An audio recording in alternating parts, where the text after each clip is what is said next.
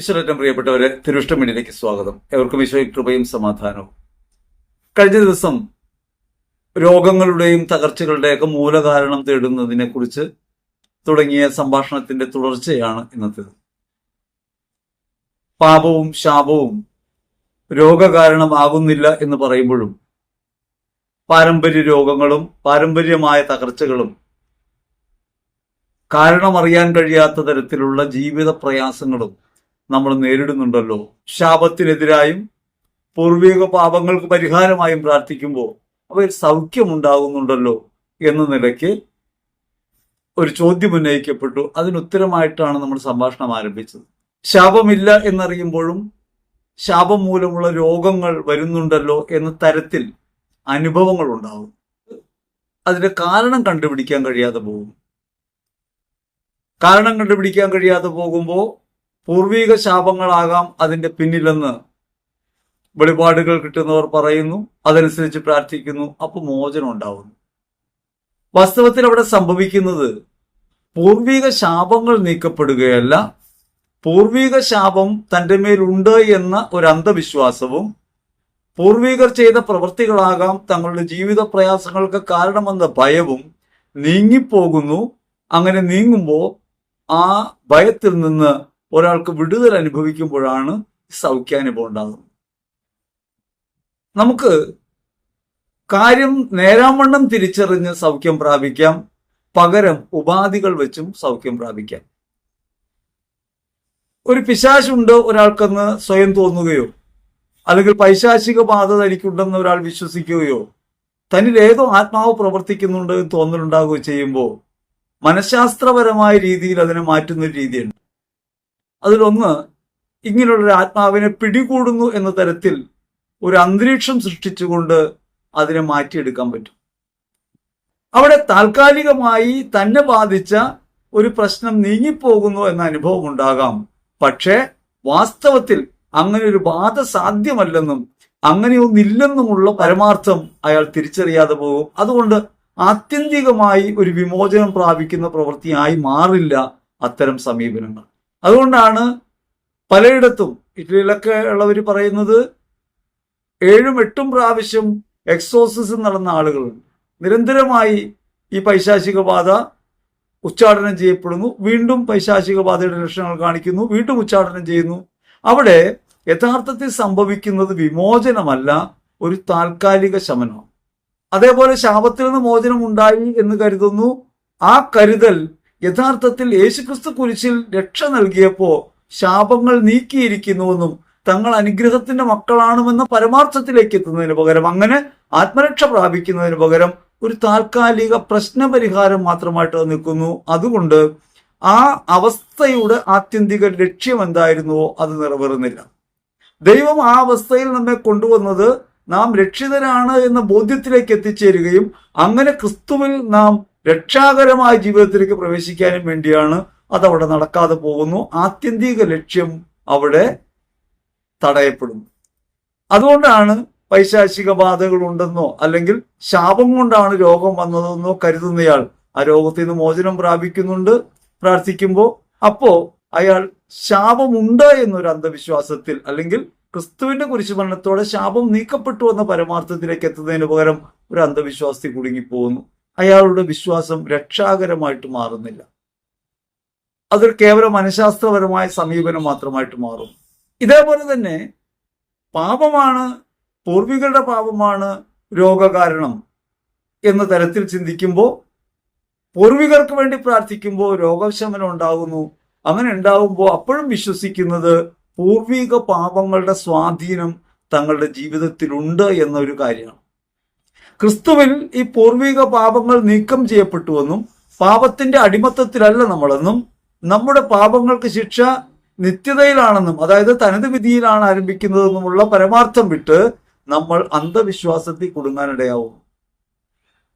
ഈ ഭൂമിയിലുള്ള കോൺസിക്വൻസ്, നാം ചെയ്യുന്ന പ്രവൃത്തികളുടെ പ്രതിപ്രവർത്തനങ്ങൾ നമ്മുടെ ജീവിതത്തിൽ അനുഭവപ്പെടുന്നത് ദൈവശിക്ഷയായി തെറ്റിദ്ധരിക്കുന്നു. അങ്ങനെ ഭൂമിയിൽ ദൈവം നമ്മെ ശിക്ഷിക്കുകയില്ല, ശിക്ഷ തനത് വിധിയിലാണ് ആരംഭിക്കുന്നത് എന്ന പരമാർത്ഥത്തിൽ നിന്ന് മാറുന്നു. നമ്മൾ ഈ ഭൂമിയിൽ അനുഭവിക്കുന്ന സഹനങ്ങൾ, നേരിടുന്ന പ്രതികൂലങ്ങൾ നിത്യത നേടാനുള്ള അവസരങ്ങളാണെന്ന പരമാർത്ഥം നഷ്ടപ്പെട്ടു പോകുന്നു. ക്രിസ്തുവിനോടുകൂടെ സഹിക്കുക എന്ന പരമാർത്ഥം നഷ്ടപ്പെട്ടു പോകുന്നു. പണ്ടൊക്കെ നാട്ടിൽ പശുവിനെയൊക്കെ പറമ്പിൽ കെട്ടിയാൽ പശു പെട്ടെന്ന് വീണ് ചത്തുപോകും. പ്രത്യേകിച്ച് രോഗലക്ഷണമൊന്നും ഇല്ലാതിരിക്കുന്ന പശു പെട്ടെന്ന് ചത്തുപോകുന്നു, അല്ലെങ്കിൽ ആട് ചത്തുപോകും. അപ്പൊ ആടൊക്കെ ചത്തുപോകുമ്പോൾ പെട്ടെന്ന് അന്വേഷിക്കുന്നത് കപ്പയുടെ ഇല വല്ലതും തിന്നിട്ടുണ്ടോ, കപ്പയുടെ ഇലയിൽ സൈനൈഡിന്റെ അംശമുണ്ട്, വിഷാംശമുണ്ട്, അതുകൊണ്ട് കപ്പയുടെ ഇല തിന്നാൽ ആട് ചാവും, അങ്ങനെ വല്ലതും തിന്നിട്ടുണ്ടോ? അങ്ങനെ തിന്നിട്ടില്ല, കെട്ടിയിട്ടേക്കുമായിരുന്നു. ചാവുന്നു, ഉടനെ തന്നെ അത് വീർക്കുന്നു ശരീരം. അപ്പൊ പടവൻ തല്ലി അല്ലെങ്കിൽ ചെകുത്താൻ പിടിച്ചു എന്നൊക്കെയാണ് അന്ന് പൊതുവിലുണ്ടായിരുന്ന ധാരണ. എന്തുകൊണ്ടാണ് ആ ധാരണ? എന്ത് രോഗാണുമാണ് ആ പറഞ്ഞ കന്നുകാലിയിൽ പ്രവർത്തിച്ചത് എന്ന കാര്യം നമുക്ക് അറിയാതെ പോകുമ്പോഴാണ്. അജ്ഞത പലപ്പോഴും ഇങ്ങനെ രോഗങ്ങൾ പൈശാചിക പ്രവൃത്തിയാണെന്നോ അല്ലെങ്കിൽ പൂർവികരുടെ പാപനിമിത്തമാണെന്നോ അഥവാ ശാപം കൊണ്ടാണെന്നോ നമ്മൾ ചെന്നെത്തിച്ചേരുന്നു. കാരണം നമുക്ക് കാര്യം അറിയില്ല. 1860 ലൂയി പാസ്റ്റർ രോഗാണു സിദ്ധാന്തം കൊണ്ടുവരികയാണ്. രോഗങ്ങൾക്ക് കാരണം അണുക്കളാണ് എന്ന ഒരു സിദ്ധാന്തം കൊണ്ടുവരിക. പിന്നീട് 1876 റോബർട്ട് കോക്ക് എന്ന് പറയുന്ന ഒരു ജർമ്മൻ ബിഷഗ്വരനാണ് ആന്ത്രാക്സ് രോഗത്തിന് പിന്നിൽ പ്രവർത്തിക്കുന്ന ബാക്ടീരിയയെ കണ്ടെത്തുന്നത്. അതിനു മുമ്പ് ഈ പശു ചത്തിരുന്നത് പടവൻ തല്ലിയിട്ടാണെന്നാണ് വിചാരിച്ചിരുന്നത്. അത് ആന്ത്രാക്സ് രോഗമാണെന്ന് പിന്നീടാണ് തെളിയുന്നത്. അങ്ങനെ ആന്ത്രാക്സ് വരുന്നു, ആന്ത്രാക്സിന് കാരണമാകുന്ന അണുവിനെ കണ്ടുപിടിക്കും. ഈ കാലഘട്ടത്തിന് മുൻപ് പല രോഗങ്ങളെയും നമ്മൾ ധരിച്ചിരുന്നത് പൈശാചിക പ്രവൃത്തികളായിട്ടോ ശാപമായിട്ടോ പാപത്തിന്റെ ഫലമായിട്ടോ ഒക്കെയാണ്. ഇപ്പോഴും ഒരാൾക്കൊരു രോഗം വന്നാൽ ആ രോഗത്തിന് കാരണമായി നമ്മൾ മനസ്സിലാക്കുന്നത് പലപ്പോഴും ഈ അന്ധവിശ്വാസങ്ങൾ മാത്രമാണ്. എന്തുകൊണ്ടാണ് ഒരു രോഗം വരുന്നത് എന്ന് കണ്ടെത്താൻ കഴിഞ്ഞില്ലെങ്കിൽ, കഴിയാതെ വന്നാൽ, അതൊന്നുകിൽ പൈശാചിക പ്രവൃത്തിയാണെന്ന് പറയും, അതല്ലെങ്കിൽ അത് പൂർവികരുടെ പാപനിമിത്തമാണെന്ന് പറയും, അതല്ലെങ്കിൽ അവനവന്റെ പാപനിമിത്തമാണെന്ന് പറയും, അതുമല്ലെങ്കിൽ അത് ശാപം കൊണ്ടാണ് എന്ന് പറയും. വാസ്തവത്തിൽ കാരണം കണ്ടെത്താൻ കഴിയാതെ പോകുന്നതിനെയൊക്കെ ഇങ്ങനെ തിന്മയുടെ പ്രവൃത്തിയായി അല്ലെങ്കിൽ ഒരു അതിഭൗതിക പ്രവൃത്തിയായിട്ട് നമ്മൾ മാറ്റിവെക്കും.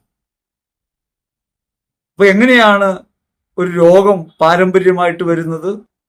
എങ്ങനെയാണ് രോഗങ്ങൾക്ക് പൂർവികരുടെ പാപമാണ് കാരണമെന്ന് പറയുന്നു?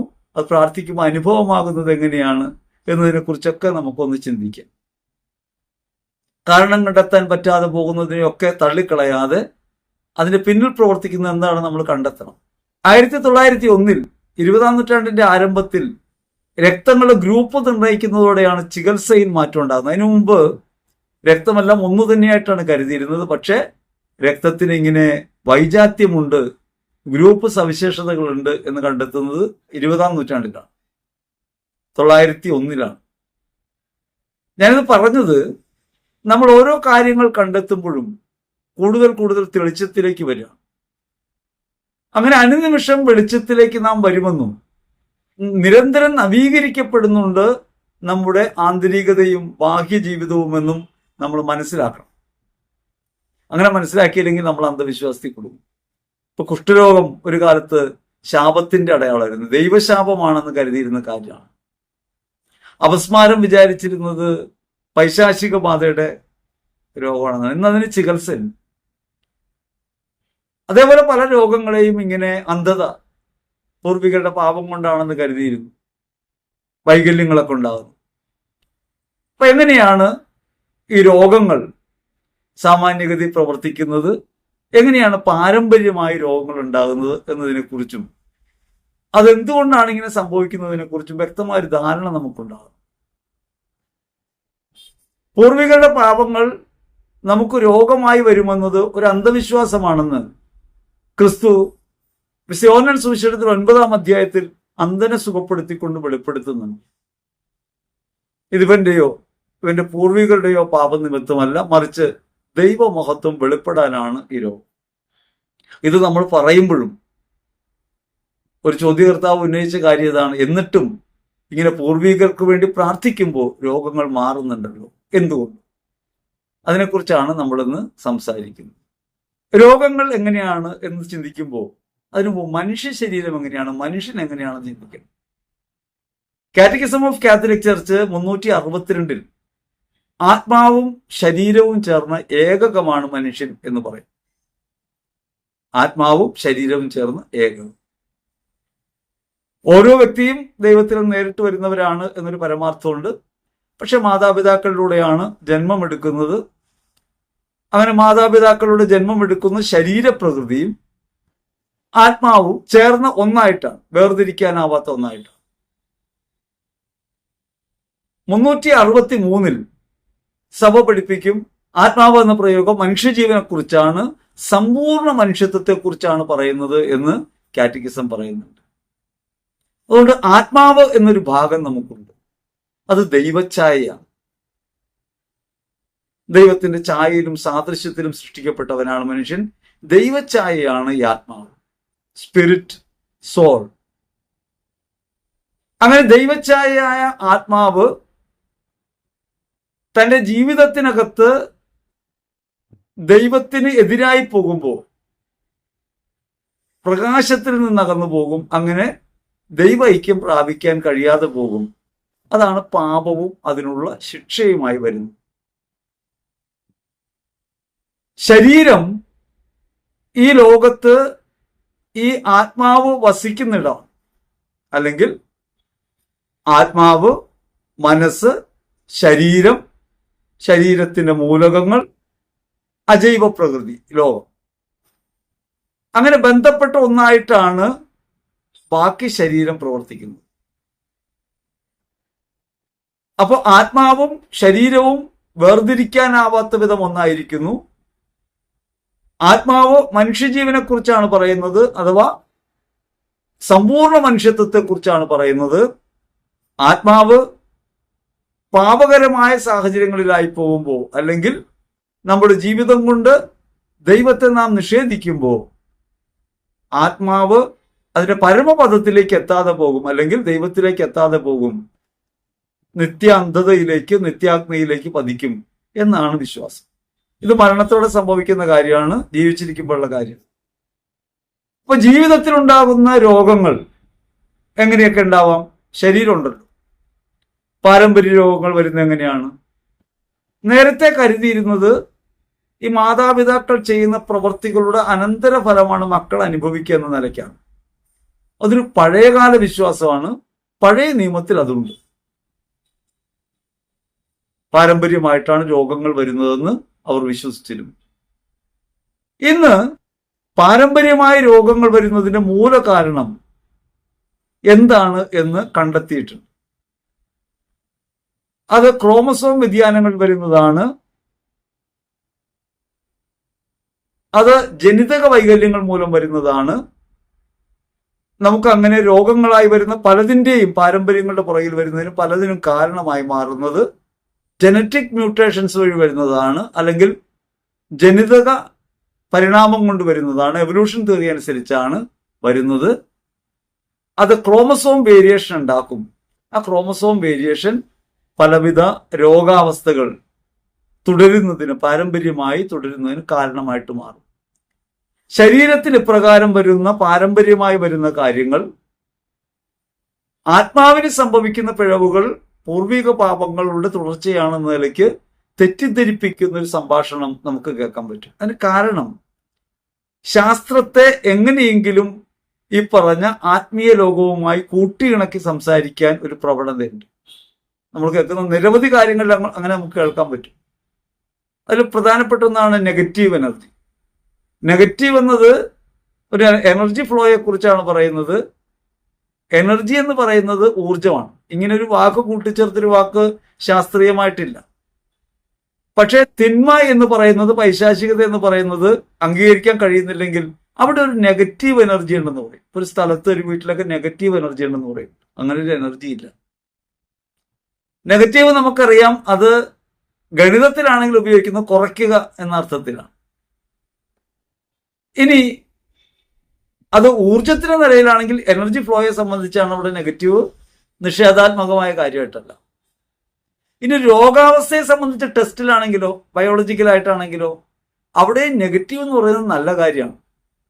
COVID-19 ഉണ്ടോ എന്ന് ചെക്ക് ചെയ്തു, നെഗറ്റീവ് ആണ് റിസൾട്ട്, അതായത് ആൾക്ക് രോഗമില്ലെന്നാ. അവിടെ പോസിറ്റീവ് ആണെന്ന് പറഞ്ഞാൽ രോഗം ഉണ്ടെന്നാ. ഇങ്ങനെ ശാസ്ത്രം പറഞ്ഞ ഒരു കാര്യം എടുത്തിട്ട് വിശ്വാസവുമായി കൂട്ടിയിണക്കി മനുഷ്യനെ തെറ്റിദ്ധരിപ്പിക്കുന്ന രീതിയിൽ പ്രഘോഷിക്കുന്നതാണ് നെഗറ്റീവ് എനർജി. ഇതേപോലെ നിരവധി കാര്യങ്ങൾ ഈ ആത്മീയതയെ ഭൗതികതയ്ക്കകത്ത് കൂട്ടിയിണക്കി സംസാരിക്കുന്ന രീതി ഇന്ന് നിലവിലുണ്ട്. അവിടെയാണ് നമ്മുടെ വീടിനകത്ത് തിന്മയുണ്ട് എന്ന് പറയുന്നത് എല്ലാവർക്കും അംഗീകരിക്കാവുന്ന തരത്തിൽ പറയണമെങ്കിൽ ഒരു ശാസ്ത്രീയ ഭാഷയിലൂടെ അതിനെ വ്യാഖ്യാനിക്കണം. അതിന് നെഗറ്റീവ് എനർജി എന്ന് പറയും. അതേപോലെ പാരമ്പര്യമായി രോഗങ്ങൾ വരുന്നതിന്റെ മൂലകാരണമായി ബയോളജിക്കൽ സ്റ്റഡീസ് പറയുന്നത് അത് ക്രോമസോം വ്യതിയാനം കൊണ്ടാണ്, ജനറ്റിക് ഡിസോർഡേഴ്സ് ആണ്. അതിലാണ് ഓട്ടിസം അടക്കമുള്ള രോഗങ്ങൾ വരുന്നത്. മനുഷ്യന് ബുദ്ധിമാന്യം ഉണ്ടാകുന്നത്, ഓട്ടിസം ഉണ്ടാകുന്നത്, എക്സെൻട്രിക് ആകുന്നത് അതൊക്കെ ജനിതക മാറ്റങ്ങളുടെ ഫലമായിട്ടുള്ള കാര്യമാണ്. ഇതിനെക്കുറിച്ച് പറയുമ്പോൾ മാതാപിതാക്കൾ ലൈംഗികമായി തിന്മ ചെയ്യുന്നവരായതുകൊണ്ടാണ് കുട്ടികൾക്ക് ഇപ്രകാരം രോഗങ്ങൾ ഉണ്ടാകുന്നത് എന്ന് പറഞ്ഞ ആളുകൾ നമ്മുടെ കൂട്ടത്തിലുണ്ട്. മനുഷ്യന്റെ പാപം വ്യക്തിപരമാണ്, അതിനുത്തരം കൊടുക്കേണ്ടത് വ്യക്തിപരമായിട്ടാണ്. അത് മറ്റൊരാളുമായി ഷെയർ ചെയ്യാവുന്ന കാര്യമല്ല. മാതാപിതാക്കൾ ചെയ്യുന്ന തെറ്റുകൾക്ക് മാതാപിതാക്കൾ തന്നെയാണ് ദൈവസന്നിധിയിൽ കണക്ക് പറയേണ്ടി വരിക. ആ കണക്ക് പറയുന്നത് തനത് വിധിയിലാണ്. ഭൂമിയിൽ വെച്ച് മനുഷ്യനെ തല്ലി ശരിയാക്കുന്ന പ്രവൃത്തി ദൈവത്തിന്റെ കയ്യിലില്ല. ഒരാളെയും അങ്ങനെ അടിച്ചു നേരെയാക്കുകയല്ല ദൈവം ചെയ്യുന്നത്. പഴയ നിയമകാലത്ത് ദൈവം ഇങ്ങനെ അപ്പപ്പോ ഇടപെടുന്നതായിട്ടാണ് അവർ മനസ്സിലാക്കിയത്. അങ്ങനെ രോഗങ്ങളും തകർച്ചകളുമെല്ലാം അവർ ചെയ്യുന്ന പ്രവൃത്തികളുടെ ഫലമായിട്ടും അവരുടെ പൂർവികർ ചെയ്ത പ്രവൃത്തികളുടെ ഫലമായിട്ടാണ് അവർ കരുതിയിരുന്നത്. എന്നാൽ ക്രിസ്തുവിൽ വിശ്വസിക്കുമ്പോൾ ഇപ്രകാരം ഒരു തുടർച്ചയില്ല. ഓരോരുത്തരും ദൈവത്തിൽ നിന്നാണ്. ഓരോരുത്തരും വ്യക്തിപരമായ ജീവിതമാണ്. ആ വ്യക്തിപരമായ ജീവിതത്തിൽ നാം ദൈവപക്ഷത്ത് നിന്ന് നിലപാടുകൾ എടുത്ത് രക്ഷ കരഗതമാക്കേണ്ടതാണ്. അതിൽ വീഴ്ച ഉണ്ടാകുമ്പോൾ തനത് വിധിയിലാണ് ചോദ്യം ചെയ്യപ്പെടുക. ഓരോ നിമിഷവും ഇവാലുവേറ്റ് ചെയ്യുന്ന അല്ലെങ്കിൽ കണക്കെടുക്കുന്ന, അതനുസരിച്ച് ശിക്ഷിക്കുന്ന രീതി ദൈവത്തിന്റെ കയ്യിലില്ല. നമുക്ക് തന്നെ അറിയാം, ദുഷ്ടനെ പന പോലെ വളർത്തു എന്നൊക്കെ പറയുമ്പോൾ ഈ ഭൂമിയിൽ നന്മ ചെയ്യുന്നവരോ തിന്മ ചെയ്യുന്നവരോ നോക്കിയിട്ടല്ല, ദുഷ്ടന്റെ മേലും ശിഷ്ടന്റെ മേലും മഴ പെയ്യ്ക്കുകയും നീതിമാന്റെ മേലും നീതിരഹിതന്റെ മേലും സൂര്യൻ ഉദിപ്പിക്കുകയും ചെയ്യുന്ന ദൈവമാണ്. നമ്മുടെ പ്രവൃത്തികൾക്കനുസരിച്ച് നമ്മളെ ഇവിടെ വിധിക്കുന്നില്ല. പൗലോസ്ലീഹ തന്നെ വിധിക്കുന്നവരോട് പറയുന്നുണ്ട്, വിധിക്കുന്നവൻ വരട്ടെ, അവൻ വിധിച്ചോളും, നിങ്ങൾ എന്നെ മുൻകൂട്ടി വിധിക്കണ്ട. അപ്പോൾ ഭൗതികമായ ലോകത്ത് പാരമ്പര്യം എന്ന് പറയുന്നത് ഉണ്ടാകുന്നത് ഒരു ബയോളജിക്കൽ നേച്ചറിൽ ഉണ്ടാകാം. അതൊരു കാര്യം. ഇനി എന്തെങ്കിലും തരത്തിൽ മാതാപിതാക്കളിൽ നിന്ന് സ്വാധീനങ്ങൾ മക്കളിലേക്ക് വരുമോ? ഈ പറഞ്ഞ ജനറ്റിക് ഡിസോർഡർ, ക്രോമസോം വേരിയേഷൻ വരുന്നത് മാത്രമല്ലാതെ, അല്ലെങ്കിൽ മാതാപിതാക്കളുടെ ജീൻ ഘടന കുട്ടികളിലേക്ക് വരുന്നത് കൊണ്ടുവരുന്ന ബയോളജിക്കൽ നേച്ചർ അല്ലാതെ വരാവുന്ന ഒരു കാര്യമാണ് മാതാപിതാക്കളുടെ മാനസിക നില കുട്ടികളെ ബാധിക്കാം. അമ്മയുടെ ഉദരത്തിൽ വേരുപാകപ്പെടുന്ന ഒരു സാഹചര്യത്തിൽ, അല്ലെങ്കിൽ മാതാവും പിതാവും അനുഭവിക്കുന്ന ജീവിത സാഹചര്യങ്ങളുടെ പ്രത്യേകത കൊണ്ട് കുഞ്ഞുങ്ങളിലേക്ക് രോഗങ്ങൾ വരാം. അവർ അനുഭവിക്കുന്ന അസ്വസ്ഥതകളൊക്കെ കുട്ടിയുടെ മനസ്സിനെ ബാധിക്കാം. ആന്തരിക സൗഖ്യത്തിന്റെ പരിമിതി മൂലം ഉണ്ടാകുന്ന രോഗങ്ങൾ അത് തുടർച്ചയായിട്ട് അനുഭവപ്പെടാം. ഇപ്പോൾ അമ്മ ഈ കുഞ്ഞ് ജനിക്കുന്ന സമയത്ത് ഒരു വിഷാദാവസ്ഥയിലായിരുന്നുവെങ്കിൽ ആ കുട്ടിക്ക് ഒരു വിഷാദഭാവം വരാം. അപ്പന്റെ സ്വഭാവം, അമ്മയുടെ സ്വഭാവമൊക്കെ പകരുന്നത് അവരുടെ ഈ മനോനില കുഞ്ഞിലേക്ക് തുടരുന്നത് കൊണ്ടാണ്.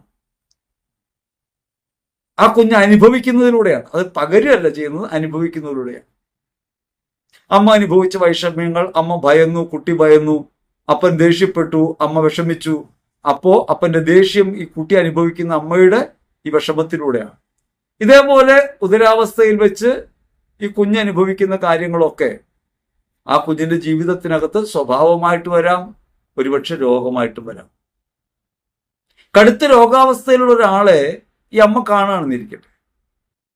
ആ രോഗാവസ്ഥ കണ്ട് അമ്മ ഭയക്കുമ്പോൾ ആ ഭയം അമ്മയെ ഗ്രസിക്കുകയും ആ ഭയം കുഞ്ഞിലേക്ക് പ്രവേശിക്കുകയും ഈ കുഞ്ഞ് ഭയപ്പെടുകയും ചെയ്യുന്നു. അമ്മയ്ക്ക് പിന്നെ കാര്യകാരണ ബോധം ഉണ്ടാകുമ്പോൾ അമ്മയ്ക്ക് അതിൽ നിന്ന് മാറാൻ പറ്റും. പക്ഷേ കുഞ്ഞിന് വിവേചന ശേഷിയില്ല. അതുകൊണ്ട് ആ കുഞ്ഞിന് ആ ഫീലിംഗ് ലെവൽ കിടക്കും. ആ ഫീലിംഗ് ലെവൽ ആ കുഞ്ഞിന് രോഗമായിട്ട് വരാം.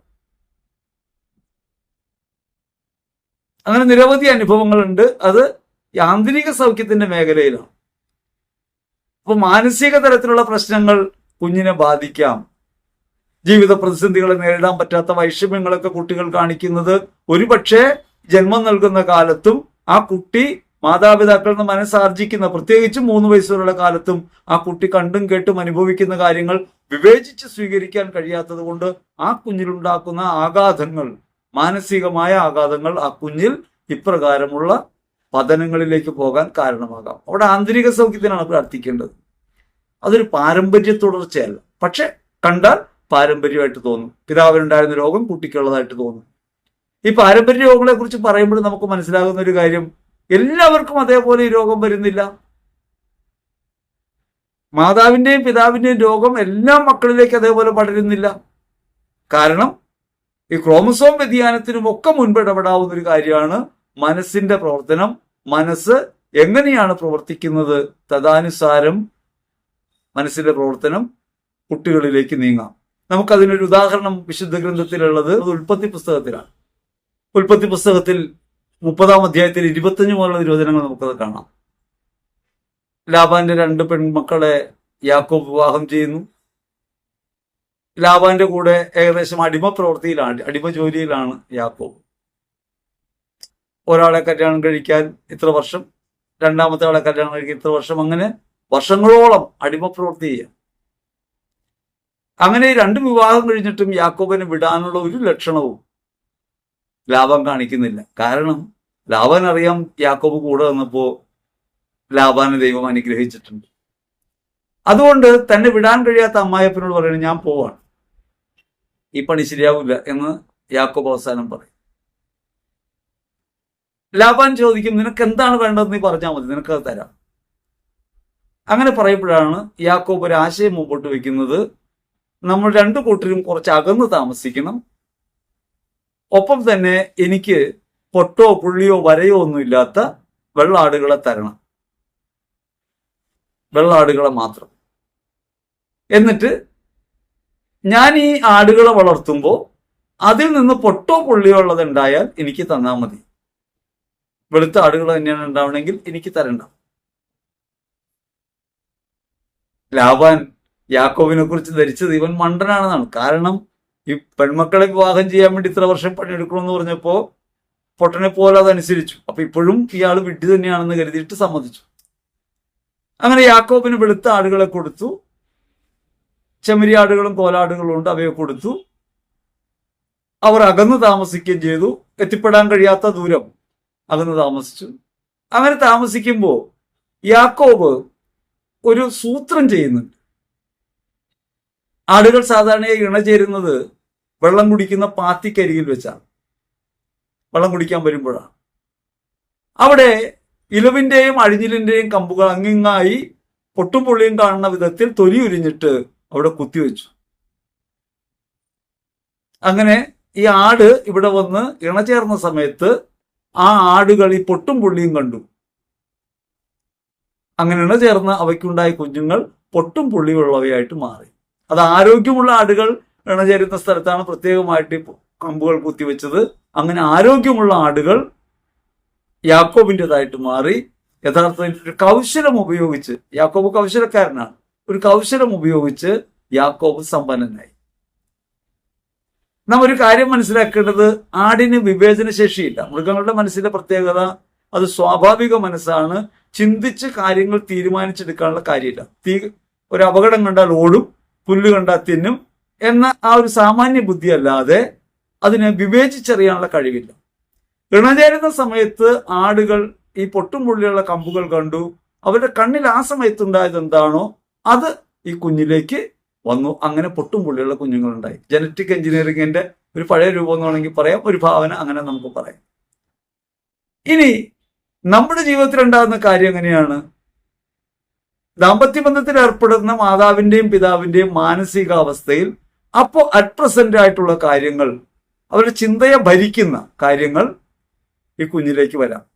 സാമാന്യ ചിന്തകളല്ല, ചിന്തയെ ഭരിക്കുന്ന. കാരണം സാമാന്യ മനസ്സ് പോലെ അല്ലെങ്കിൽ സ്വാഭാവിക മനസ്സ് പോലെ മനസ്സിൽ കെട്ടപ്പെട്ട ചിന്ത ഉണ്ടാകുന്നത് അവരുടെ മനസ്സിന്റെ ഭാവമായിട്ട് വരാം. ആ മനോനിലയിലാണ് കുഞ്ഞുണ്ടാകുന്നതെങ്കിൽ ആ മനോനില ആ കുഞ്ഞിനുണ്ടാവും. അത് ഒരു മാനസിക നിലയാണ്, ആത്മാവുമായി ബന്ധപ്പെട്ട കാര്യമല്ല. ഓരോ ആത്മാവും വരുന്ന ദൈവത്തിൽ നിന്നാണ്, ഓരോ ആത്മാവും പോകുന്ന ദൈവത്തിലേക്കാണ്. ആത്മാവ് ദൈവത്തിന്റെ ഛായയാണ്, അത് സമ്പൂർണ്ണ വ്യക്തിത്വമാണ്. അങ്ങനെ ഇരിക്കെ മാനസികമായ ആദ്യത്തെ മനസ്സ് അല്ലെങ്കിൽ ബേസിക് മൈൻഡിനകത്ത് വരാവുന്ന ഒരു കാര്യമാണ് മാതാവിന്റെയും പിതാവിന്റെയും മനസ്സ്. അപ്പോ അവർ കടുത്ത വേദനയിലോ നിരാശയിലോ ഒക്കെ ആണെങ്കിൽ നിരാശഭാവം കുട്ടിക്ക് ഉണ്ടാകാം, നിർബന്ധമൊന്നുമില്ല, ഉണ്ടാകാം. അതേപോലെ തന്നെ അവർക്ക് ഏതെങ്കിലും രോഗാവസ്ഥയൊക്കെ ഉണ്ടെങ്കിൽ അതിനെക്കുറിച്ച് ഉത്കണ്ഠയും ഭയം ഉണ്ടെങ്കിൽ കുട്ടിയിലേക്ക് അത് വരാം. അങ്ങനെ മനസ്സിന്റെ തലത്തിൽ ഒരു പ്രവർത്തനം ഉണ്ടാകാം. ഇത് രോഗങ്ങൾ തുടർച്ചയായി വരാനുള്ള ഒരു കാരണമായിട്ട് വരാം. അതേസമയം അങ്ങനെ രോഗങ്ങൾ വന്നുകൊള്ളണമെന്നില്ല. അതുകൊണ്ടാണ് നമ്മൾ സ്വഭാവങ്ങൾ പരിശോധിക്കുമ്പോൾ അറിയാമല്ലോ, മൂത്ത കുട്ടിയുടെ അതേ സ്വഭാവമല്ല രണ്ടാമത്തെ കുട്ടിക്ക്, രണ്ടാമത്തെ കുട്ടിയുടെ അതേ സ്വഭാവമല്ല മൂന്നാമത്തെ കുട്ടിക്ക്. സാധാരണ പറയുന്നൊരു ഉദാഹരണം ഇതാണ്: മൂത്ത കുട്ടി വളരെ ശാന്ത സ്വഭാവിയാണ്, രണ്ടാമത്തെ കുട്ടി അല്പമൊക്കെ പൊട്ടിത്തെറിക്കുന്ന അല്ലെങ്കിൽ മുഖം വീർപ്പിക്കുന്ന, ഇതിനും പരിഭവിക്കുന്ന സ്വഭാവമുള്ള ആളാണ്. മൂന്നാമത്തെ കുട്ടി പൊട്ടിത്തെറിക്കുകയാണ്, നാലാമത്തെ കുട്ടി ഭയങ്കര ഭക്തിഹീനാവും. 4 ഘട്ടങ്ങളിലായിട്ടുണ്ടായ 4 കുഞ്ഞുങ്ങളെ കുറിച്ചായി പറയും. അതിൽ ആദ്യത്തെ കുട്ടി ദാമ്പത്യം ആരംഭിക്കുന്ന സമയത്തുള്ള കുട്ടിയാണ്. ആ കുട്ടിക്ക് ഈ അസ്വസ്ഥതയൊന്നുമില്ല, സ്നേഹം മാത്രമേ ഉള്ളൂ. മിക്കവാറും പിതാവിന്റെ ഛായയുമായിരിക്കും. കാരണം എപ്പോഴും പിതാവിനെ കുറിച്ചായിരിക്കും ഈ അമ്മ ചിന്തിച്ചുകൊണ്ടിരിക്കും. രണ്ടാമത്തെ കുട്ടിയാകട്ടെ അല്പമൊക്കെ കശപിശയൊക്കെ ഉണ്ടാകാൻ തുടങ്ങി. ആളുകൾ അടുത്ത് ഇടപഴകുമ്പോഴാണല്ലോ കുറവുകളും പരിമിതികളൊക്കെ അനുഭവപ്പെടുക. അങ്ങനെ തന്നെ സ്നേഹിക്കുന്നില്ല എന്നൊക്കെ അമ്മയ്ക്ക് തോന്നി. അമ്മ ഭയങ്കര വിഷാദം മൂകയായിരുന്നു, അല്ലെങ്കിൽ പരിഭവമുള്ള ആളായിട്ടിരുന്നു. ആ സമയത്തുണ്ടാകുന്ന കുട്ടി ഈ അമ്മയുടെ ഛായയാകാൻ സാധ്യതയുണ്ട്, ഒരു പരിഭവമുള്ള ആളായിട്ടിരിക്കാനും സാധ്യതയുണ്ട്, സെൻസിറ്റീവ് ആയിരിക്കും ആൾ. ഇനി ആ സഹനമൊക്കെ കഴിഞ്ഞ് കുറെ കാലം കൂടി കഴിഞ്ഞപ്പോൾ ഈ സ്ത്രീ നിവർന്നു നിൽക്കാൻ തുടങ്ങി, പരസ്പരം തർക്കിക്കാൻ തുടങ്ങി, അങ്ങനെ അടികൂടാൻ തുടങ്ങിയ സമയത്തുണ്ടായ കുട്ടിയാണ് മൂന്നാമത്തെ കുട്ടി. ആ കുട്ടി എല്ലാം തല്ലി തകർക്കുന്ന ഒരു കുട്ടിയാണ്. അത്രയൊക്കെ ആയപ്പോ ഒരു നിവൃത്തിയില്ലാണ്ടായപ്പോ ധ്യാനം കൂടിയപ്പോ പിന്നെ ഭക്തിയിലേക്ക് തിരിഞ്ഞു. അതുകൊണ്ട് നാലാമത്തെ കുട്ടി ഭക്തിയിലായി. ഈ 4 പ്രകൃതങ്ങൾ നമുക്ക് കാണാം. അത് 4 ജീവിത സാഹചര്യങ്ങൾ ചെയ്തൊരു അനുഭവതലം മനസ്സിന്റെ മേഖലയിൽ ഉണ്ടായതുകൊണ്ടാണ്. അപ്പോൾ എന്തെങ്കിലും ഭയം ഇങ്ങനെ ഉടക്കിയിട്ടുണ്ടെങ്കിൽ നിശ്ചയമായിട്ടും എന്താണോ ഭയപ്പെട്ടത് ആ ഭയം രൂപം ധരിക്കുന്നതായി മാറാം കുഞ്ഞിന്റെ ജീവിതാവസ്ഥ. ഇത് മാനസിക തലത്തിലുണ്ടാകുന്ന പ്രശ്നം. അങ്ങനെ കുറ്റബോധങ്ങൾ, മാനസികമായ വ്യഥകൾ, സ്വഭാവത്തിലുണ്ടാകുന്ന വ്യതിയാനങ്ങൾ, അവയൊക്കെ കുഞ്ഞുങ്ങളിലേക്ക് ഇങ്ങനെ ഫീലിംഗ് ലെവലിൽ, അനുഭൂതി തലത്തിൽ പകരും. അവയിൽ ചിലത് ആ കുഞ്ഞുങ്ങളെ സ്വാധീനിക്കും. അപ്പോൾ രോഗാവസ്ഥയും അപ്രകാരം ഉണ്ടാകാം. മനസ്സിന്റെ തലത്തിലുണ്ടാകുന്ന ഒരു കാര്യമാണ്. ഇനി വ്യക്തിപരമായ കുറ്റബോധങ്ങൾ, അതും രോഗകാരണമായിട്ട് മാറാം. അപ്പൊ നമ്മൾ ഇങ്ങനെ മനസ്സിലാക്കേണ്ടത് മനസ്സിന്റെ തലത്തിലൊരു പ്രവർത്തനം ഉള്ളത് കൊണ്ട് നമുക്ക് ഒരു പക്ഷേ ഈ കുട്ടിയുടെ അപ്പന്റെ സ്വഭാവം ഈ കുട്ടി കാണിക്കാം. അത് അപ്പന്റെ മാനസിക നില എന്താണോ ആ നിലയുടെ അംശം ഈ പറഞ്ഞ പിതാവിനുണ്ടാവും, ആ പ്രവർത്തനം ഉണ്ടാവും. അതുകൊണ്ട് അല്ലെങ്കിൽ അവരെ കണ്ടതുകൊണ്ട്, സഹവാസം കൊണ്ട്, ആ സമയത്ത് അനുഭവിക്കുന്ന കാര്യങ്ങൾ അവരെ കുറിച്ചുള്ളതായതുകൊണ്ട്, ഓർമ്മകൾ അങ്ങനെയുള്ളതായതുകൊണ്ട് ഇങ്ങനെ മനസ്സിന്റെ ഒരു പകർച്ച ഉണ്ടാകാം. പക്ഷെ ഒരു കാരണവശാലും അവരുടെ ഒരു പ്രവൃത്തിയുടെ ദൂഷ്യഫലവും ഈ കുഞ്ഞിലേക്ക് നേരിട്ട് പകരുന്നില്ല. പക്ഷെ അനുഭവപ്പെടുമ്പോൾ ഈ പൂർവികരുടെ പ്രശ്നങ്ങൾ ഉള്ളതായിട്ട് അനുഭവപ്പെടാം. അവിടെയും പ്രവർത്തിക്കുന്നത് ഭയവും അന്ധവിശ്വാസവുമാണ്. എനിക്കുണ്ടാകുന്ന രോഗത്തിന്റെ കാരണം തിരിച്ചറിയാൻ കഴിയാതെ വരുമ്പോൾ ഞാൻ പോകുന്നത് നേരാംവണ്ണം വഴിയിലല്ല. നമ്മൾ അങ്ങനെയല്ലേ? നമ്മൾ ആദ്യമൊക്കെ വളരെ കൃത്യമായ ചികിത്സയൊക്കെ ചെയ്യും, ഫലിക്കുന്നില്ലെന്ന് കാണുമ്പോൾ മന്ത്രവാദം ചെയ്താൽ നേരെയാകുന്ന ആരെങ്കിലും പറഞ്ഞാൽ ഒന്ന് ചെയ്തു നോക്കിയേക്കാമെന്ന് നമ്മൾ കരുതുന്നു. നമ്മുടെ മനസ്സ് ഇടിഞ്ഞു പോകുന്നു. അപ്പൊ അങ്ങനെയുള്ള സമയത്ത് നമ്മൾ എന്ത് ചെയ്യും? നമ്മുടെ പൂർവികരുടെ പ്രശ്നമാണോ എന്തെങ്കിലും കുഴപ്പം കുടുംബത്തിലുണ്ടായിട്ടുണ്ടോ എന്നൊക്കെ ചിന്തിക്കാൻ തുടങ്ങും. അങ്ങനെ ചിന്തിക്കാൻ തുടങ്ങുമ്പോൾ ഈ ഭയം നമ്മെ ഗ്രസിക്കും, ആ ഭയം നമ്മെ അടിമപ്പെടുത്തും, ഈ അന്ധവിശ്വാസത്തിൽപ്പെടുത്തും. ഇങ്ങനൊരു അന്ധവിശ്വാസമോ ഇങ്ങനൊരു ഭയമോ മാനസിക തലത്തിലുണ്ടെങ്കിൽ നിശ്ചയമായിട്ടും രോഗപകർച്ചയുടെ അനുഭവങ്ങൾ ഉണ്ടാകാം. അപ്പൊ അവിടെ നമ്മൾ പൂർവികർക്ക് വേണ്ടി പ്രാർത്ഥിക്കുമ്പോൾ അതിൽ നിന്ന് മോചനം കിട്ടിയെന്ന് വിശ്വസിക്കുമ്പോൾ നമ്മുടെ അകത്തുണ്ടായിരുന്ന ഒരു ഭയാശങ്ക നീങ്ങും. ആ ഭയാശങ്ക നീങ്ങുമ്പോൾ അവർക്ക് വിമോചനം കിട്ടിയിട്ടുണ്ട്, അല്ലെങ്കിൽ അവർക്ക് ചെയ്ത തെറ്റ് കഴുകപ്പെട്ടിട്ടുണ്ട് എന്ന് നമ്മൾ വിശ്വസിക്കും. അങ്ങനെ വിശ്വാസം മൂലം നമ്മുടെ മനസ്സ് ബലം പ്രാപിക്കും. ബലം പ്രാപിക്കുമ്പോൾ മാനസിക തലത്തിലുണ്ടായിട്ടുള്ള ഏതെങ്കിലും സ്വാധീനം കൊണ്ടാണെങ്കിൽ, മാനസിക തലത്തിലെ മാനസിക ഘടനയിലെ പ്രവർത്തനം കൊണ്ടുണ്ടാകുന്ന ഭയത്തിന്റെ അടിമത്തം കൊണ്ടോ അന്ധവിശ്വാസം കൊണ്ടോ ഉണ്ടായിട്ടുള്ള രോഗമാണെങ്കിൽ അത് മാറുന്നതായിട്ട് അനുഭവപ്പെടും. അവിടെയും പ്രശ്നം എന്താന്ന് വെച്ചാൽ, അവിടെയും പ്രശ്നം നമ്മൾ രക്ഷാകരമാകാവുന്ന രോഗാവസ്ഥയെ നമ്മൾ ഒരു അന്ധവിശ്വാസത്തിൽ കുടുക്കി. രക്ഷാകരം എങ്ങനെയാകുന്നത്? രക്ഷാകരമാകുന്നത് ഒരു രോഗത്തിനും എൻ്റെ മേൽ അധികാരമില്ലെന്നും ഈ രോഗം എന്നെ നശിപ്പിക്കുകയില്ലെന്നും ഇത് ദൈവമഹത്വം വെളിപ്പെടാൻ വന്നിട്ടുള്ളതാണെന്നും വിശ്വസിക്കുകയാണ് വേണ്ടത്. ക്രിസ്തുവിനിൽ വസിക്കുന്നു, അവൻ സൗഖ്യദായകനാണ്. 1 പത്രോസ് 2:24 അവൻ സൗഖ്യപ്പെടുത്തിയിട്ടുണ്ട് എന്നെ എന്ന ബോധ്യത്തിലേക്ക് എത്തിച്ചേരാണ് വേണ്ടത്. ഈ കോൺഫിഡൻസ് ആണ് മരുന്ന് കഴിക്കുമ്പോൾ പോലും ഫലിക്കുന്നത്. കോൺഫിഡൻസ് ഇല്ലെങ്കിൽ മരുന്ന് കഴിച്ചാലും സൗഖ്യപ്പെടണമെന്നില്ല. അപ്പൊ അതുകൊണ്ട് മരുന്നുകൾ പോലും ചികിത്സ പോലും ഫലിക്കുന്നത് നമുക്ക് ബലം ഉണ്ടാകുമ്പോഴാണ്. മനോബലം ഒരു പ്രധാനപ്പെട്ട കാര്യമാണ്. മനസ്സിന്റെ നവീകരണം വഴി ശക്തി പ്രാപിക്കുമ്പോൾ, ക്രിസ്തുവിലായിത്തീരുമ്പോൾ നമുക്കതിനെ നേരിടാൻ കഴിയും. അങ്ങനെ നേരിടാൻ കഴിയുമ്പോഴാണ് നാം ഉപയോഗിക്കുന്ന മരുന്നുകൾ പോലും നമ്മുടെ ശരീരത്തിൽ പ്രയോഗക്ഷമമായിട്ട് മാറുന്നത്. അതുകൊണ്ടാണ് മനസ്സിടിഞ്ഞാൽ രോഗത്തിൽ നിന്ന് രക്ഷപ്പെടാൻ സാധ്യമല്ല. ഡോക്ടർമാർ രോഗികളോട് പറയും ധൈര്യമായിട്ടിരിക്കണം, ഇത് ചികിത്സ ഫലിക്കും, ധൈര്യമായിട്ടിരിക്കണം, മനസ്സ് തകർന്നു പോകരുത്. രോഗങ്ങൾ തുടർച്ചയായിട്ടുണ്ടാകുന്നതിന് ഈ ക്രോമസോം വേരിയേഷൻ ആണെങ്കിൽ അതിന് ജനറ്റിക്കലായ ട്രീറ്റ്മെന്റുകൾ എന്ന് വരുന്നുണ്ട്. അതേപോലെ തന്നെ മാനസികമായിട്ട് ഇങ്ങനെ വന്നു കൂടിയിട്ടുള്ളതാണെങ്കിൽ, ഏതെങ്കിലും ഭയത്തിൽ നിന്നോ അസ്വസ്ഥതയിൽ നിന്നോ വന്നിട്ടുള്ളതാണെങ്കിൽ ആന്തരികമായി സൗഖ്യം പ്രാപിക്കുന്നതിലൂടെ മോചനം ലഭിക്കാൻ സാധിക്കും. മൂന്നാമത്, നമുക്കൊരു കാരണം കണ്ടെത്താൻ കഴിയാതെ പോകുമ്പോൾ അത് പൂർവികരുടെ പാപത്തിന്റെ ഫലമാണെന്ന് വിശ്വസിക്കുന്നതിന് പകരം കർത്താവ് എന്നിലുണ്ടെന്നും എന്നെ ഒന്നിനും അങ്ങനെ കീഴ്പ്പെടുത്താൻ സാധ്യമല്ലെന്നും ആത്മവിശ്വാസമുള്ളവരായി ക്രിസ്തുവിൽ ബോധ്യമുള്ളവരായിട്ട് നമ്മൾ മാറുകയാണ് വേണ്ടത്. ചികിത്സകൾ ചെയ്യാതിരിക്കുക എന്നല്ല ഇതിനർത്ഥം. ചികിത്സകൾ ചെയ്യണം. രോഗങ്ങളെയും അവയുടെ തുടർച്ചകളെയും നമ്മൾ ഭയപ്പെടുകയല്ല വേണ്ടത്. അതിന് നമുക്ക് ലഭിച്ചിട്ടുള്ള അറിവും കഴിവും ഉപയോഗിച്ചുള്ള ചികിത്സകൾ നമ്മൾ ചെയ്യണം. ഒപ്പം തന്നെ ക്രിസ്തുവിൽ വിശ്വസിക്കണം. ഒരു രോഗവും കീഴ്പ്പെടുത്താനുള്ളതല്ല, നമ്മൾ ദൈവമഹത്വത്തിനായിട്ടാണ് ഇവ അനുഭവിക്കുന്നത്. ആ ബോധ്യത്തിൽ നമ്മൾ എത്തിച്ചേരും വേണം. നമ്മൾ ദുഃഖിതരായിരിക്കുമ്പോൾ രോഗങ്ങൾ വരും, നിരാശരാകുമ്പോൾ രോഗങ്ങൾ വരും, ഭയപ്പെടുമ്പോൾ രോഗങ്ങൾ വരും. അതായത് നമ്മുടെ മനസ്സ് നിഷേധാത്മക വികാരങ്ങളുള്ളവരായിട്ട് മാറുമ്പോൾ ഈ നിഷേധാത്മകത നമ്മെ പെട്ടെന്ന് കീഴ്പ്പെടുത്തും. അങ്ങനെ കീഴ്പ്പെടുത്തിയാൽ അത് രോഗകാരണമായിട്ട് മാറാം. അപ്പൊ നിരാശയിൽ നിന്ന് മോചനം നേടാനായിട്ട് ഒരു താൽക്കാലിക മോചനമല്ല നമുക്ക് ആവശ്യം, നമുക്ക് സ്ഥായിയായ മോചനമാണ്. സ്ഥായിയായ മോചനം യേശുക്രിസ്തുവിൽ നാം സൗഖ്യം പ്രാപിക്കുന്നു എന്നുള്ളതാണ്. അതല്ലെങ്കിൽ നമ്മുടെ ജീവിതത്തിന് നാഥനും രക്ഷകനുമായ യേശുവിനെ കാണുകയാണ്. അന്ധവിശ്വാസങ്ങളിൽ കുടുങ്ങുമ്പോൾ നാം താൽക്കാലികമായി ഒരുപക്ഷെ രക്ഷപ്പെടുന്നതായി തോന്നിയേക്കാം. ആനവാൽ മോതിരം കയ്യിലുള്ളപ്പോൾ ഭയമില്ല, മോതിരം നഷ്ടപ്പെട്ടു പോയാൽ വീണ്ടും ഭയം വരും. കൊന്ത കയ്യിൽ പിടിക്കുമ്പോൾ ഭയമില്ല, ആ കൊന്ത ഒന്ന് പൊട്ടിയാൽ മനസ്സുലയും. അങ്ങനെ തളർന്നു പോകുന്നവരായി നമ്മൾ മാറരുത് എന്നാണ് ഈ പറഞ്ഞതിനർത്ഥം. ഇനി സാമ്പത്തിക രംഗത്തും കുടുംബത്തിലും അഭിവൃദ്ധി പ്രാപിക്കാൻ കഴിയുന്നില്ല എന്നൊക്കെ പറയുന്നതിന്റെ പുറകിലുമുള്ള ഒരു കാര്യം, നമ്മുടെ മനസ്സിന് കോൺഫിഡൻസ് ഇല്ല, നമ്മുടെ മനസ്സിന് ഒരു ഉറപ്പില്ല, ഒരു പ്രത്യാശയുടെ ഭാവമില്ല, കർത്താവ് കൂടെ എന്ന ബോധ്യമില്ല. അവിടെയാണ് തകർച്ചകൾ ഉണ്ടാകുന്നത്. ഈ ലോകത്ത് നാം ചെയ്യുന്ന പ്രവൃത്തികളുടെ ആത്യന്തിക ലക്ഷ്യം പണമായിട്ട് മാറുമ്പോൾ, പണം പരമപ്രധാനമാണെന്ന് ചിന്തിക്കുമ്പോൾ നമ്മൾ നമ്മുടെ കഴിവുകൾ പ്രയോഗിക്കേണ്ട മേഖലകളെ മറന്ന് പണത്തെ കൂടുതൽ നമ്മളിങ്ങനെ ആദരിക്കാൻ തുടങ്ങുമ്പോൾ ഒന്നാമത് നമ്മൾ ദൈവിക ബന്ധത്തിൽ നിന്ന് അകലും.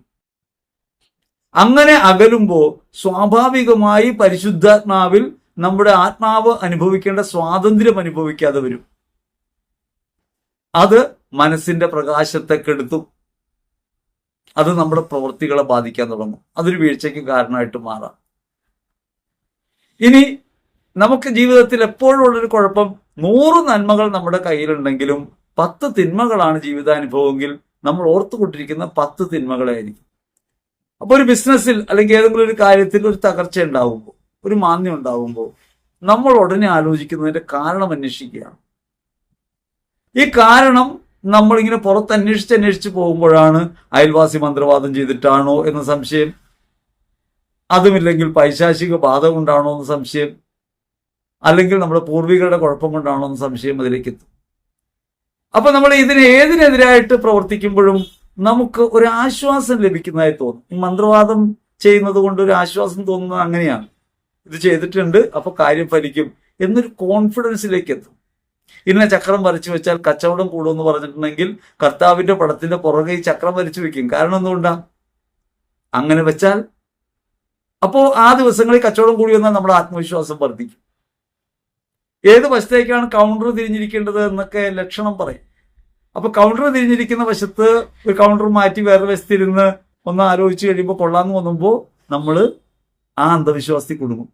ഫ്യൂഷ അടക്കമുള്ള കാര്യങ്ങൾ, ആ ഒരു തലയാട്ടുന്ന പ്രതിമ ഉണ്ടല്ലോ, തവളകൾ, തലയാട്ടുന്ന പ്രതിമകൾ, ചില പച്ചലകളൊക്കെ വെച്ചിട്ടുണ്ടെങ്കിൽ ഐശ്വര്യം ഉണ്ടാകും എന്ന് പറയുമ്പോൾ അത് വെച്ച് കഴിയുമ്പോൾ ഒരു ആത്മവിശ്വാസം വർദ്ധിക്കും. താൽക്കാലികമാണ്, ആത്മവിശ്വാസം വർദ്ധിക്കും. ഒരുപക്ഷെ ഭൗതികമായത് നേട്ടം ഉണ്ടാക്കുന്നതായി നമുക്ക് തോന്നിയേക്കാം, പക്ഷേ അത് ആത്മരക്ഷയ്ക്ക് ഉതകുന്നില്ല.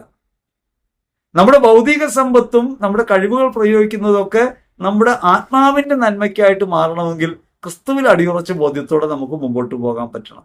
അന്ധവിശ്വാസങ്ങളിൽ കുടുങ്ങരുത്.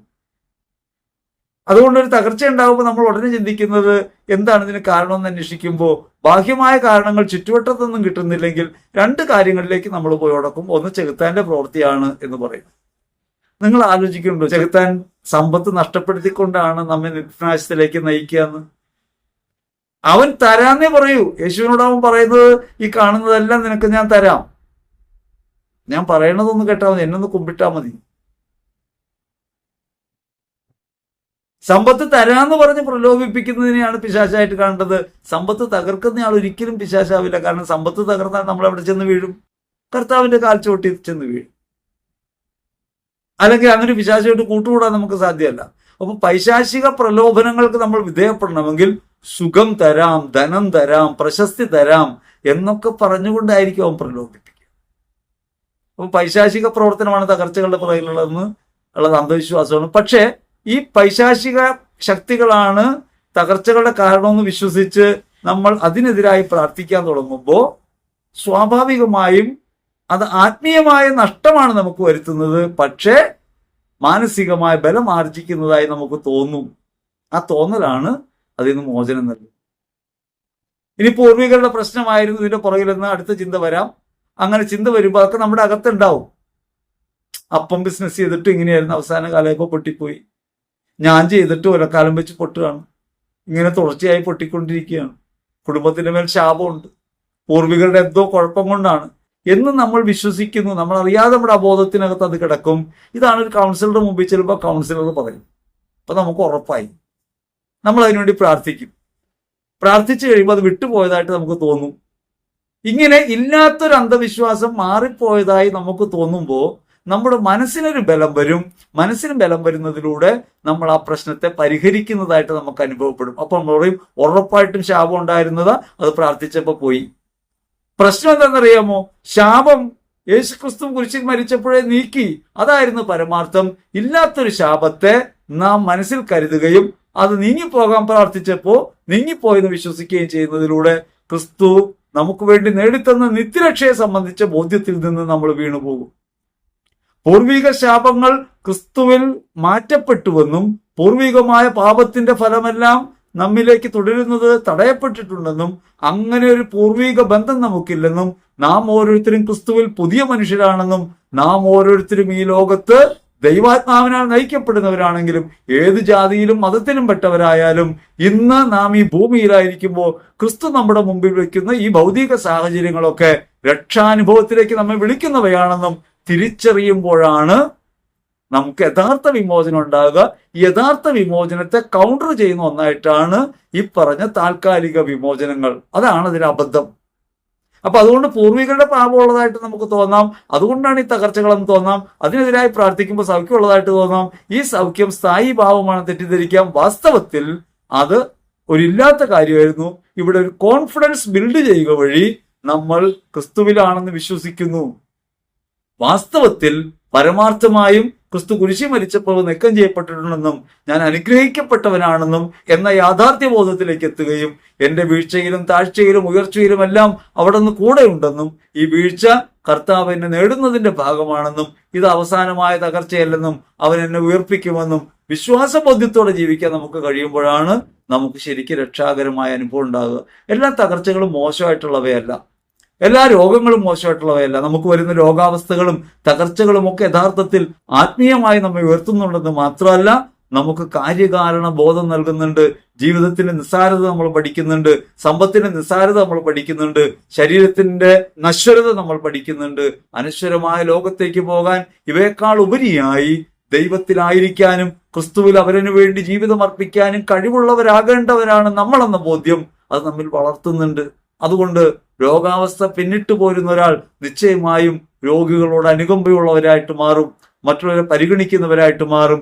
ജീവിതത്തിന്റെ നിസ്സാരത തിരിച്ചറിഞ്ഞു കഴിയുമ്പോൾ ഈ ലോക ജീവിതത്തിന് വേണ്ടിയുള്ള അത്യാർത്തിയിൽ നിന്ന് മാറിയിട്ട് സമ്പത്തിന്റെ പുറകിലോട്ടം മാറിയിട്ട് കയ്യിലുള്ളവ പങ്കുവെക്കുന്നവരായി മാറും.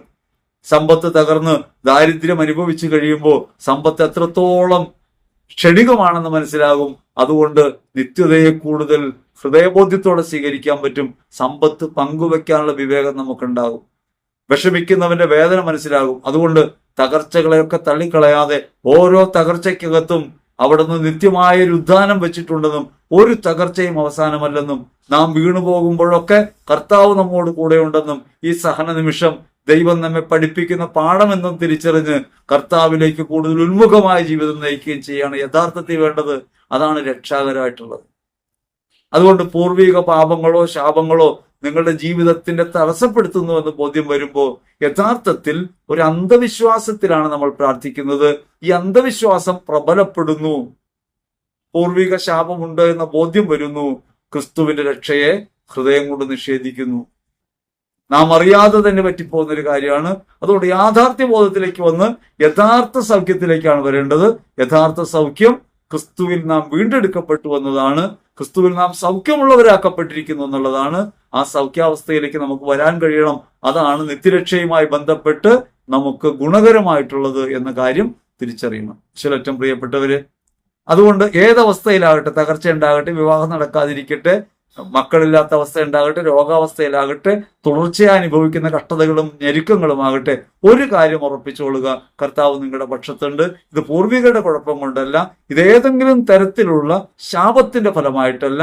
അങ്ങനെ തുടരുന്നതല്ല ഇത് തുടരുന്നത് യഥാർത്ഥത്തിൽ ഒരു അന്ധവിശ്വാസം നമ്മിൽ പ്രബലപ്പെട്ടിരിക്കുന്നു. നമ്മുടെ മനസ്സ് ദുർബലമായിരിക്കുന്നു, നമ്മൾ ഭയത്തിന് കീഴ്പ്പെട്ടിരിക്കുന്നു.